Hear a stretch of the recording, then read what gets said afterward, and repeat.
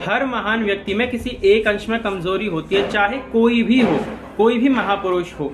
आप उसके शास्त्र सम्मत वचनों का और शास्त्र सम्मत आचरणों का ही पालन करें, ना कि शास्त्र विरुद्ध।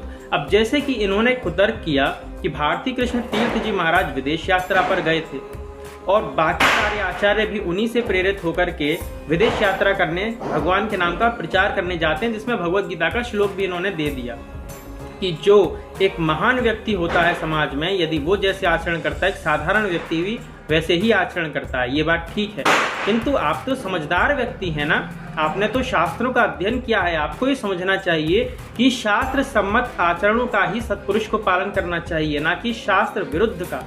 भारती कृष्ण तीर्थ जी महाराज विदेश अवश्य गए थे, किंतु जब वो विदेश यात्रा करके लौटे तो उन्होंने सहज ही शंकराचार्य पद अस्वीकार कर दिया। उन्होंने शंकराचार्य के पद से त्याग कर दिया।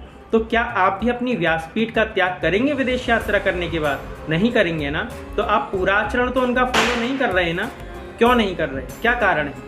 ये तो बच्चों वाले तर्क इन्होंने दिए कि एक भगवत गीता का श्लोक दे दिया कि जैसा एक महान व्यक्ति आचरण करता है वैसा सब लोग करते हैं। तो फिर तो ये भी कहा जा सकता है ना, जैसे कि अन्य विधर्मी लोग या फिर अन्य जो नहीं समझ पाते भगवान रामकृष्ण की लीला को, तो वो भी यही कहते हैं कि जैसे भगवान श्री कृष्ण ने रास किया वैसे हम भी करेंगे। और भगवान शिव के नाम पर तो लोग गांजा फूकने लगते हैं, किंतु भगवान शंकर ने जहर पिया, इसका पालन नहीं कर सकते। भगवान श्री कृष्ण ने 16,108 रानियों के मध्यस्थ होकर के, अनेक गोपियों के मध्यस्थ होकर के हम पर विजय प्राप्त कर ली। ये कोई साधारण व्यक्ति नहीं कर सकता। वहां पर उनका ध्यान नहीं जाता। आप लोगों का ध्यान केवल वहीं पर जाता है जहां पे हमारे मन के अनुसार कोई कार्य हो रहा हो, और फिर उसकी भी आप आधी बात करेंगे, जैसे कि आपने भारती कृष्ण तीर्थ जी महाराज से संबंध की। यदि कोई महान व्यक्ति किसी अंश में शास्त्र के विरुद्ध चले जाए तो उसका जो शास्त्र विरुद्ध आचरण है वो शास्त्र सम्मत प्रमाणित नहीं किया जा सकता। ऐसे में शास्त्र का पक्ष ही लेना होगा, चाहे कोई भी व्यक्ति हो।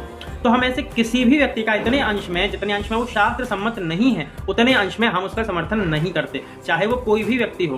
अब किसी भी व्यक्ति के दुराग्रह को हम जबरदस्ती शास्त्र से प्रमाणित तो नहीं कर सकते ना, कैसे कर देंगे आप बताइए?